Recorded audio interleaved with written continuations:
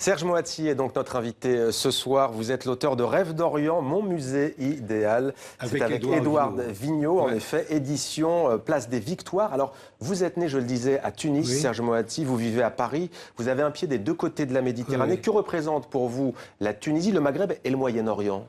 C'est comme pour les peintres que j'ai tellement aimé montrer, là, dans ces rêves que je voudrais faire partager à beaucoup de monde. Lumière, soleil, tendresse, fascination. Chaque fois que j'y retourne, même à l'aéroport, j'aime l'eau de Javel de l'aéroport. Enfin, je deviens fou.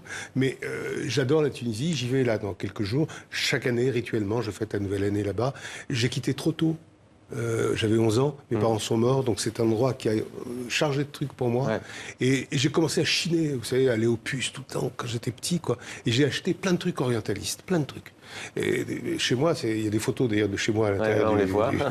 C'est un souk. Oui, c'est un souk. Et donc j'adore ça, j'adore ça. Alors vous collectionnez depuis toujours des œuvres orientalistes, justement. Pourquoi mais pas des Delacroix, pas des Ingres, pas des... Hein. Non, mais il y a un Delacroix dans le livre. Pourquoi un musée idéal? Quelle est la conception de cela? Édouard Vignaud, là, m'a montré, qui lui est un spécialiste, hein, m'a montré des centaines de toiles orientalistes, tout ça, et j'ai fait mon choix par rapport à ce que j'aime, par rapport à ce que je connais, par rapport à ce que j'avais envie de montrer. Et je voulais montrer la fascination qu'éprouvaient ces peintres. Vous savez, ça s'est passé avec la conquête de Napoléon. Ça a commencé comme ça, l'orientalisme, la conquête d'Égypte. Et déjà, lui, Napoléon, qui n'était pas simplement un homme de guerre, avait amené un peintre avec lui. Et ça a commencé comme ça. Et cet orientalisme s'est répandu dans toute l'Europe. C'est-à-dire, il n'y a pas qu'un orientalisme français. Les toiles que vous montrez, d'ailleurs, ne sont pas des toiles françaises. Ça, si, ça, c'est Delacroix, la fameuse bataille au tigre. La chasse au tigre, pardon. Mais ça s'est répandu jusqu'en Russie, en Angleterre, en Italie, en Allemagne. Enfin bon, et ça a gagné l'Occident. L'Occident regardant l'Orient. Et vous revisitez ce moment où le monde arabe et ottoman fut idéalisé? Bien sûr, fantasmé, idéalisé. Ils étaient les peintres de l'époque. Donc, étaient corsetés, comme ça, ils ne pouvaient pas montrer des femmes, surtout dans l'intimité, ou alors pire, un peu dévêtues. Donc, l'Orient, pour eux, c'était le fantasme du harem, le fantasme du hammam. Il y avait des fantasmes, mais amicaux. Enfin, il y en a qui sont allés comme dîner jusqu'à la conversion à l'islam. Voyez, justement, vous parliez jusqu'en Russie, vous disiez, Pavel Alexandrovitch Brylov est russe. Hein, la route menant à la mer, parmi les tableaux, il y a la route menant à la mer de ce C'est mon dernier tableau. 1833 en Algérie, et vous écrivez à côté de cette toile, vous écrivez « Et je reviendrai sans cesse vers la mer, elle est là, elle m'attend ». Oui, c'est ce que... Pardon, mais là, vous me touchez en montrant ça. C'est un tableau qui m'est très personnel et je l'aime beaucoup. Parce que je m'identifie à ce monsieur qui marche de dos, comme ça. Et moi, je sais que je voudrais finir ma vie là-bas, près de cette mer. Elle m'attend, elle m'attend. Oui, en Algérie? Vous n'allez pas vous faire des amis ce soir? Non, Tunisie, pas de blague. Sinon, à l'aéroport, ça va mal se passer. Alors, il y a aussi, ce sont des pays qui s'aiment, de toute façon. Oui, il y a aussi la toile d'Eugène Delacroix qu'on a vue, un arabe scellant son cheval. Quels sont les peintres qui symbolisent au juste cette période et ce monde? Ce ne sont pas forcément les plus connus ou... Non, celui qui est en couverture, par exemple, de mon bouquin, c'est un monsieur qui s'appelle Tarnoux, qui a fait ce formidable portrait qui est...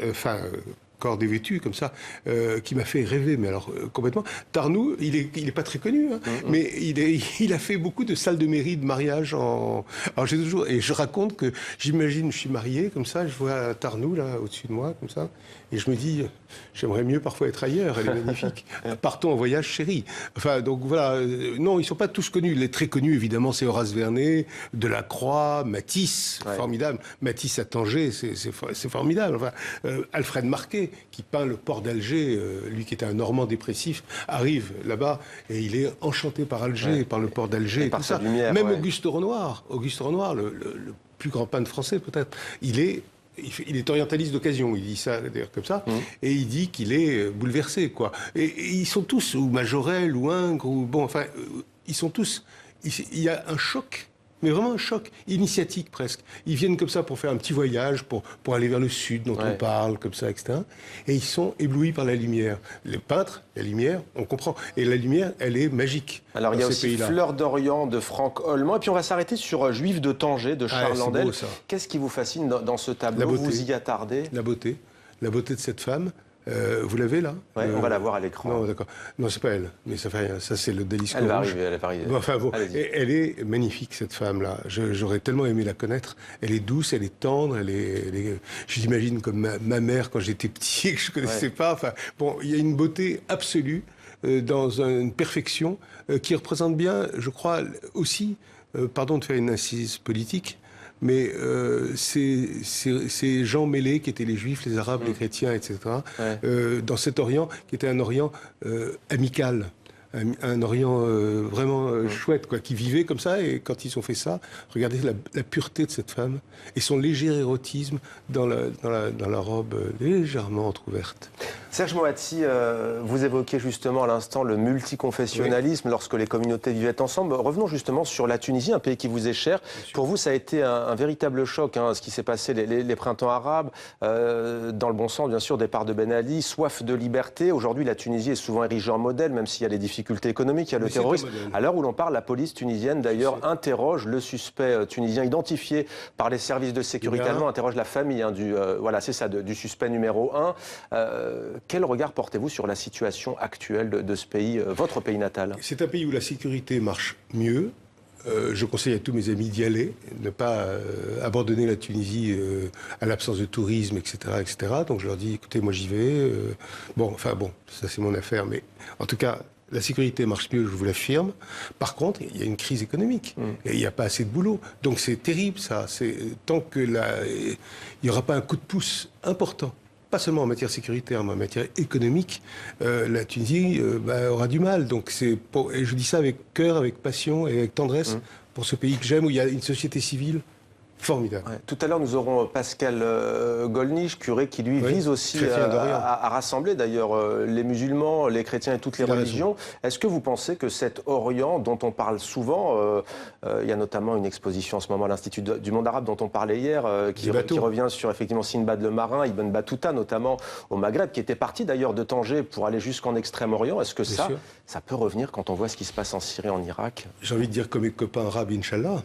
Vraiment, enfin, on disait tous Inch'Allah d'ailleurs, les chrétiens compris, etc. Je sais pas, on peut espérer un retour d'une Andalousie possible, on peut espérer, il faut se battre parce qu'on est fait pour s'entendre, on se connaît par cœur. Donc on se connaît par cœur et par le cœur. Par cœur et par le cœur. Rêve d'Orient par Serge Moati et Édouard Vignaud, mon musée idéal. Voilà donc pour cet ouvrage qui est publié aux éditions Place des Victoires. Très beau livre. Merci Serge Moati d'avoir été avec nous. Merci à vous.